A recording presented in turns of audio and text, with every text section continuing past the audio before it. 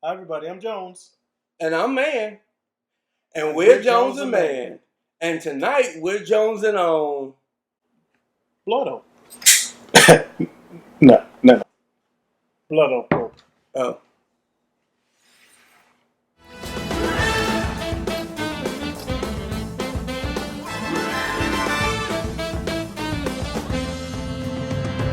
Alright. So, I guess since we're not doing a real blood oath, we'll enjoy Blood Oath Kentucky Straight Bourbon Whiskey. Now that's the title. Yeah. Now the part that I love the most is what it says after. Finished in Caribbean rum casks. Yeah, and that is actually why I was willing to pick this up. Yeah, and you said willing to pick this up because this is a fifth, and it came in a wooden casket of sorts, wooden box, but it looks like a casket. So I'm on a wager that it cost a couple dollars. I think the price was at about $115. Oh yeah. Maybe $100. It was somewhere between $115 and $130. I'll look at my receipt again. Okay, so this is part number 5. So this is the 2015 release. 2019 release. I'm sorry, I said 2015. Yeah. Part number 5, 2019 release. And it's cool, so I keep spinning around. But you got this. I mean, this is so tight. It is, man versus. But it's because it is almost made for this bottle. Like it's tight in there. Yeah. And the reason why I went ahead and pulled it all the way out is because the top essentially goes all the way up. I mean, like there's just like I don't know if you guys can see that, but there's just enough space to really pull that bottle out of there. So really, really good craftsmanship on the box, and not a bad looking bottle. Oh, I was stoked at the box. I was like, hey, the box is at least $30 in itself. If the whiskey is bad, I got a good cork box. Got a good cork box. Yeah, I'm down with that. So, Jones, what can you tell us about Blood Oath? All right, so Blood Oath is the idea of John Rappy over at Lux Row Liquors, Distilleries. And this is a specialty limited edition that they do every year. So they don't actually make any liquor at that distillery. Oh. They make all limited editions from sources. Okay. And Blood Oath is the concept of, well, they source, but they don't own, they're not loyal to any family or any one distillery. So they just kind of select different barrels and then they reblend it, and now you get these limited editions that they put out every year. Okay. So if you see it, buy it. If not, you miss it. Yeah, you're going to miss it into the next year. So this is a not from a like a family distillery. This is more so of a blend of sorts. Yeah, it is definitely a blend. So I think that can be good because it could be a primo pick. Yeah. You know, if you and I were making a whiskey, we definitely pick what we liked and blend until we and taste until we found something that we really enjoyed. Yeah. So I'm cool with that. I think we should do what we do. And house rules. Let's crack it open.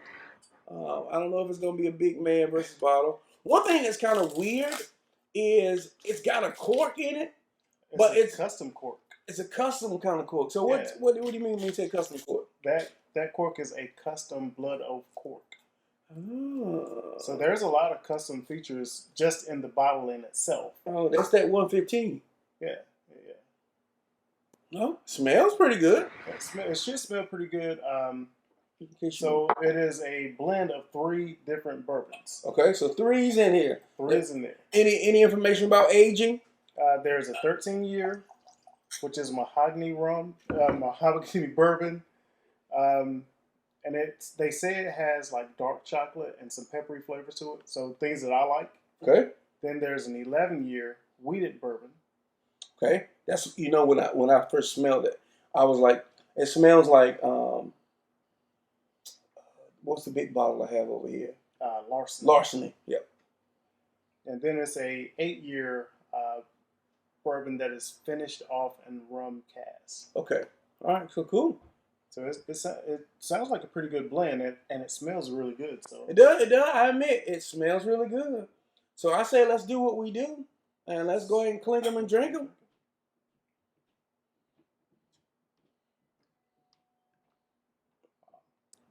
You can get that.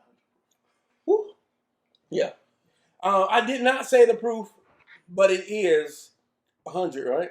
I think it's 96. 98.6. 98.6 is 100 to me. So you get it. Yeah, it is definitely 100. You get all 100. 100s.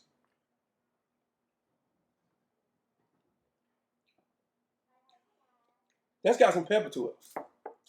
But underneath there, it's a really good flavor. Let's put it on the rocks.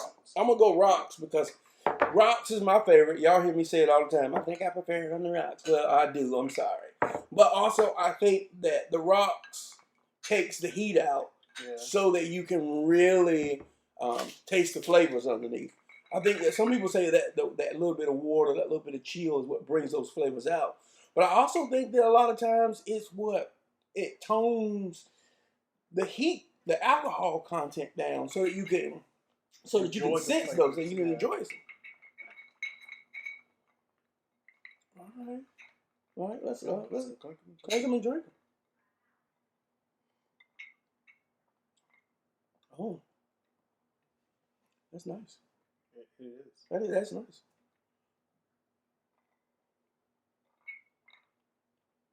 It is. Well, I guess on the front end, it's woodsy. I agree with you. I think it's better. On the front end, it's woodsy. In the middle, it is it's fruity, maybe like an apple or somewhere in that neighborhood. And then it finishes really dry, almost like I need some. I guess that makes you want to take another drink after the fact. But it does finish really, really dry. But I like this. I like the fact that it's so different than some of the other stuff that we've tried. So you want to go into your full review, or? Yeah. Let me rate it. I would think I want to spend some more time with this. My first thought was 3.5. That was my initial thought about it because there are some elements that I really, really like.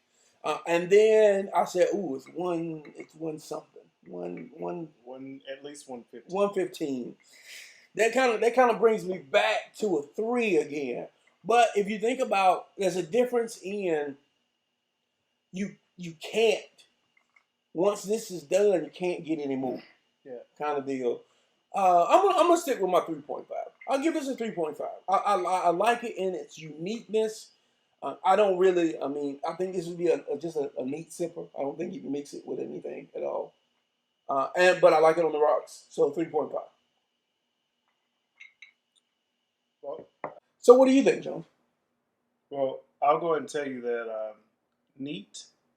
It has a lot of fire and a kick to it, but that it's something in the blend that it still has some good flavors. Mm-hmm. I love the pepper, and I do get some dark chocolate, like they mentioned. Yeah. But the wheated makes it really smooth and easy to go down. So even at almost 100 proof, it's not like, oh my God. Right. It's really easy. And you'll see that I put it on the rocks and let it sit for a little bit. Yeah. You remember with the larceny, the larceny, the longer it sat with that wheated bourbon, the better it got. So I wanted to let it sit on the rocks a little more and get a little bit more of the water into it, so the flavors will kind of explode and expand. And it did it. Okay. Yeah. So for me, you get more of those flavors. This is a great blend, and like you said, well, for me, I wouldn't defile this with anything else because it's already a mastered blend. It's a mastered blend.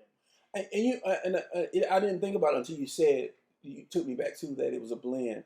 It's crazy, even though it's a blend. I feel like you still get those different sections. Yeah. I think it's like the blend is almost like it's putting on a production. Yeah. So, you got the people who come out and introduce, like, here he is, come on the stage next. Yeah. And then you got your middle act, and then you got your closer kind of deal.